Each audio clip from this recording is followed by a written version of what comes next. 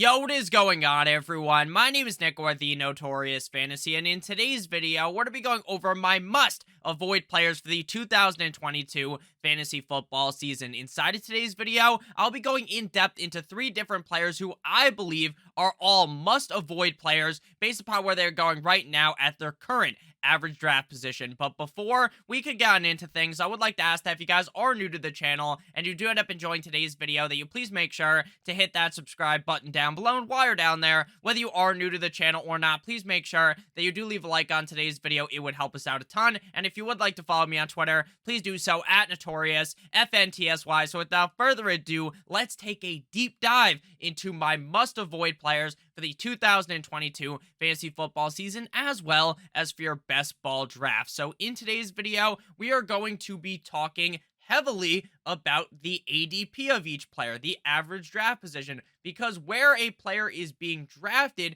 is going to heavily influence if I'm willing to pick them or not. It's not that I think that all of these players are certified bums and that I think that all of these players are going to have horrible seasons. What I do believe, though, is based upon where they are getting drafted right now. I'm recording today's video the day it's being released on June 5th, 2022. Based upon the ADP from today, I do not feel comfortable at all drafting these players. So the first player to discuss here is Javonte Williams, running back of the Denver Broncos, current ADP, running back number 14, pick 26. Right after last season ended, when people were doing fantasy football drafts, people got really high on Javonte Williams, thinking, you know what, Melvin Gordon's probably going to be gone. And then as it kept being more weeks and more weeks and more weeks, and Melvin Gordon was still on the roster, people have begun to kind of panic because a couple months ago, Javonte Williams seemed like a unanimous top 12 running back in both fantasy football and best ball for this season. And the tides have kind of changed a little bit. The tides have turned, and Javonte Williams is now coming off the board outside of the top 2 rounds if you're in a 12-team league, and outside of the top 12 running backs. So people are adjusting. They're adjusting to the fact that they realize that Melvin Gordon is still going to be in town. Now, could Javonte Williams out-touch or out-snap Melvin Gordon 60% to 40%? 100%. I would not be surprised at all if it was a 60-40 split between Williams and Gordon, and Williams was seeing the 60%. But at the same time, I also would not be surprised at all if it was 55% to 45% in favor of Javonte Williams. And this is not an indictment on Javonte Williams' talent as a player. I think that coming out of college, and based upon what we saw last year, Javonte Williams is a worthy workhorse running back in the NFL. The problem is that Melvin Gordon is basically stopping Javonte Williams from reaching the apex of the mountain, the tippy top of the value that Javonte Williams can have. So, if you draft Javonte Williams, and let's say the season plays out and Melvin Gordon gets hurt, then drafting Javonte Williams at running back number 14 was a fucking steal. Because if Melvin Gordon gets hurt, then Javonte Williams is going to become that workhorse running back that you want him to be. But if Melvin Gordon stays healthy, there's no reason to believe that Melvin Gordon's just going to get hurt. Any player could get hurt. I 100% understand that. But there is no long laundry list of reasons why Melvin Gordon would get hurt, right? He's not a quote-unquote injury-prone player. So based upon that, if you think Melvin Gordon's going to play 15 plus games, maybe not the full season, 14, 15 plus games, then Javonte Williams is probably fucked, right? Because he is being drafted in the 3rd round, and he is not clearly the lead back on the team. In 2021, with Melvin Gordon healthy, running back 17.5 PPR for Javonte Williams, running back 28.5 PPR points per game, tied with Clyde Edwards-Helaire. He had 203 carries, 11.9 per game, ranking 15th at the running back position. 903 rushing yards, 53.1 per game, 13th. 53 targets, 3.1 per game, 17th. 43 receptions, 2.5 per game, 13th. 316 receiving yards, 18.6 per game, 18th. And 7 total touchdowns, 21st at running back. And that touchdown number, a number that could heavily elevate Javonte Williams to fantasy football superstardom, has been almost cut already in my mind by Melvin Gordon, because I know that there's going to be points in the season where Javonte Williams marches the fucking team up the field. He runs 45 yards. They're on the 10-yard line. I think I said the Ted-yard line, like the bear from the movie, or just the guy, Ted, I guess. But they're going to hand the ball off on the 10-yard line, and Melvin Gordon's going to take it to the house. There's going to be points in the season where Javonte Williams gets vultured. Now, Nick, on a lot of teams, there are running backs that gets vultured, and I understand that. But Melvin Gordon is still a vital piece in this offense. They brought the man back for a reason. They kept him for a reason. And in my opinion, I think that Javonte Williams could easily fall outside of the top 18 at the running back position. I really think that he could. Now, this is not a overwhelming scream from the mountaintops for you guys to draft Melvin Gordon, because I understand with Javonte Williams there, Melvin Gordon is also shit out of luck. But in a best ball format, if you're talking about best ball, then Melvin Gordon going at pick 100 plus is a pretty solid value if you believe, like me, that there's going to be games where he vultures the touchdowns, that there's going to be games where maybe even getting less snaps, maybe 10% less snaps than Javonte Williams, maybe he's still able to overcome that and play well. There's going to be a good Denver Broncos team, so there's still a chance that maybe I'm wrong and Javonte Williams screeches inside the top 12 because of how good the offense is.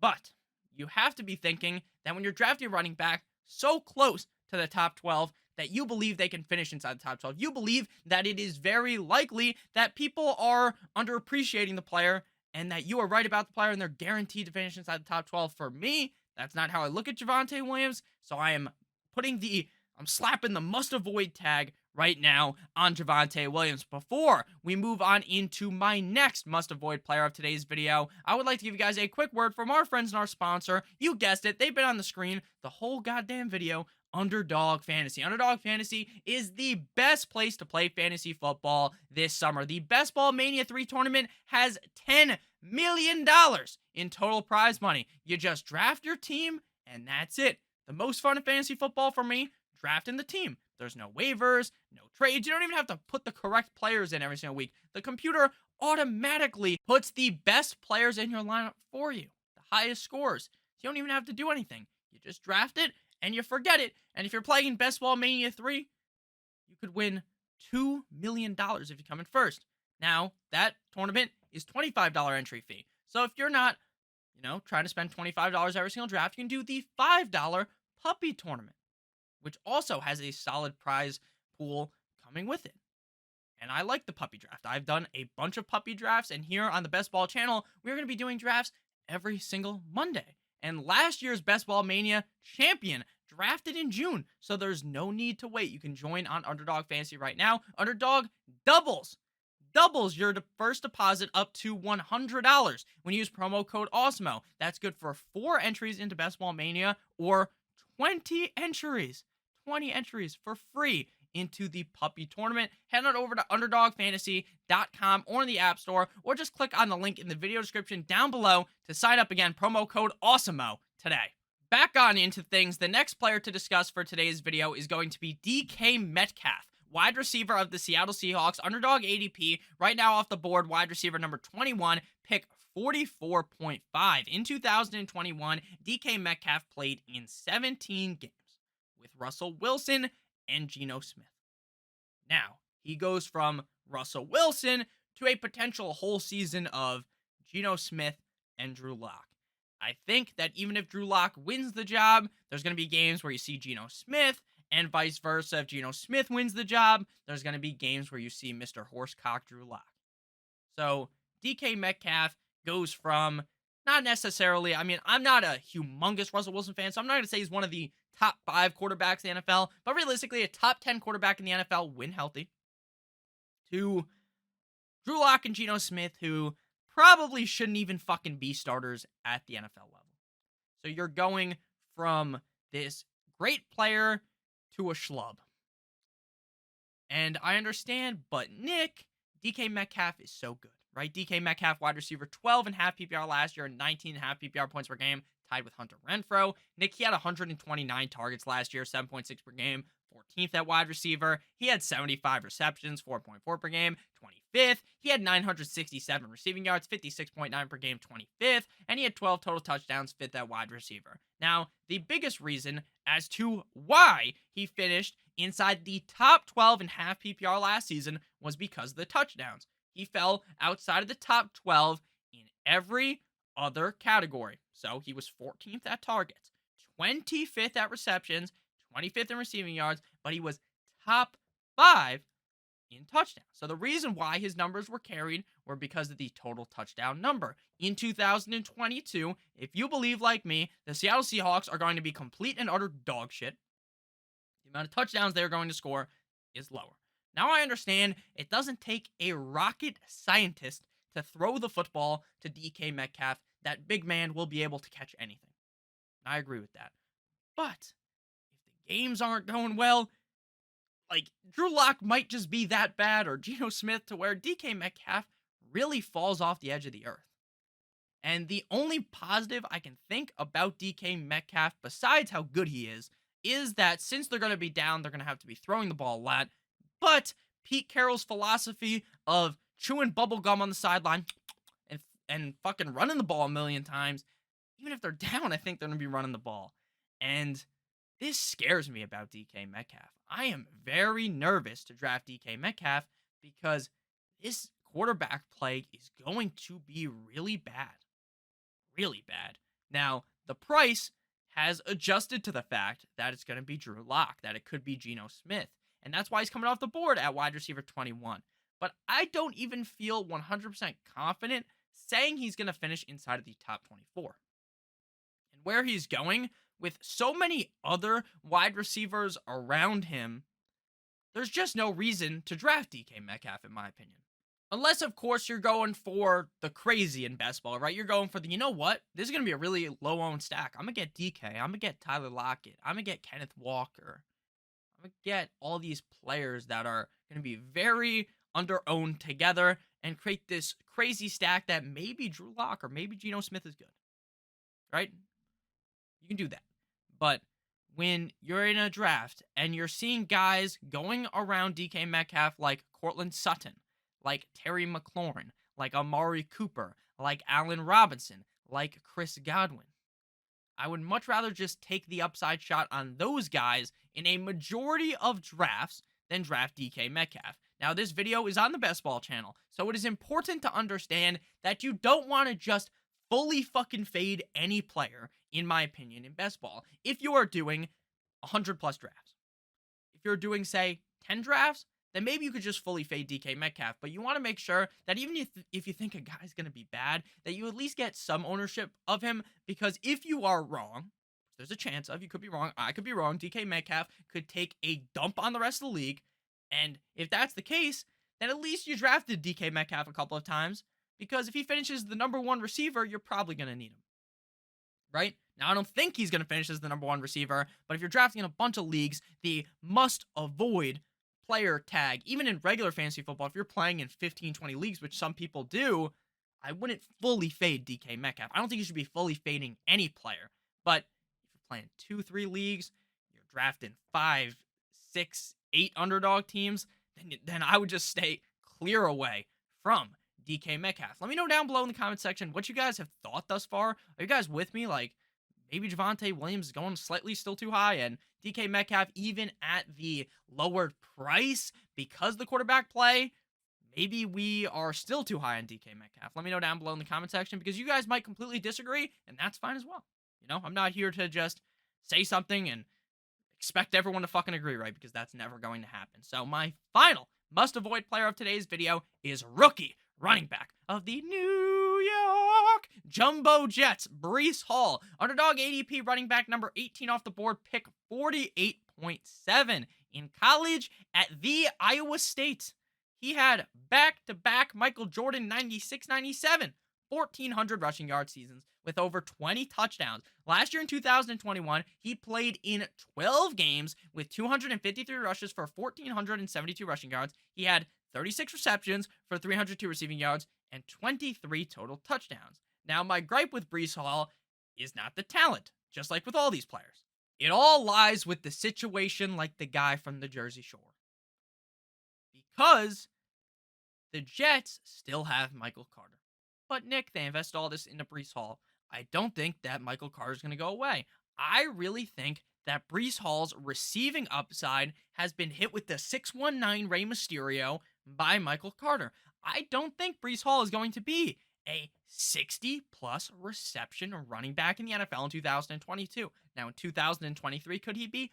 100%. But we're talking about best ball. We're talking about redraft. In 2022, I do not believe that Breece Hall is going to put out the accolade of getting 60-plus receptions. And if he doesn't, unless he puts the fucking New York Jets organization on his back, runs for a zillion yards, a million touchdowns, then the odds of him finishing super high, in my opinion, is low. And that receiving upside is so immense in my thought process. It ranks so highly in my thought process of players because on Underdog Fantasy, it's half PPR. In fantasy football, a majority of leagues are going to be PPR or half PPR. Most people aren't stuck in the goddamn Stone Age playing in standard leagues. So when we're talking about half PPR or a full PPR league, I really believe that Breece Hall is being screwed over by Michael Carter. Now, could Michael Carter get hurt? Yes. Could Breece Hall get hurt? Yes. Anyone could get hurt. But at the end of the day, the situation that Breece Hall is in scares me a little. Now, can a running back dominate fantasy football on a bad team? Easily. And that's something that fantasy football players forget. Just a couple of years ago, James Robinson on a shit-tier Jaguars team plays great, right? Finishes as a great running back. You don't have to be on the Bucs, the Chargers, the Bills, these teams we perceive to have so much value. You don't have to be on one of those teams to be dominant for fantasy, but you need to be in the correct situation where you're getting the touches. And again, it's another case of where if I don't believe Breece Hall really has that top 12 potential, then why am I going to draft him? Why am I going to take the shot on him? That's just how I think about it. Now, again, if you're doing a million drafts, you might as well take the shot on one league or a couple leagues on Breece Hall because maybe he does have that 3-down workload. Maybe he does push Michael Carter, hit Michael Carter with the fucking stiff arm and send him back a million years, right? And he's not even a part of the conversation. But is that the most likely outcome to me? No, it's not. Now, again, this video is being recorded on June 5th. By August, in training camp, and we're learning, Breece Hall's got the hands, Michael Carter's been cucked, then boom, you elevate Breece Hall to the top. But right now, where we're looking at things, I am just not as sold on Breece Hall as it appears that most fantasy football players are. So thank you guys all so much for watching today's video. Again, let me know down below in the comment section what you guys thought. Nick, you're a fucking idiot. All these 3 players are going to be amazing. Or, that's the angry voice. Or the, Nick, I love you. This video was amazing. I liked all these players. Or maybe you mix and match, You avoid some of these players. You like some of the other players. It's okay. Any opinion is warranted, right? Nick, you fucking idiot. Yeah, you could leave that too. I don't care. I like reading every comment. So thank you guys all so much for watching. Again, please make sure you guys do check out our sponsor of today's video, Underdog Fantasy, promo code Awesemo. AWESEMO. I love you guys all so much, genuinely. Hope you guys have a great rest of your guys' day. Keep making videos, keep having fun. So thank you guys for everything. We are nearing in on 20,000 subscribers. It'll happen soon. Really do love you guys so much. Thank you guys for everything. As always, guys, good boy.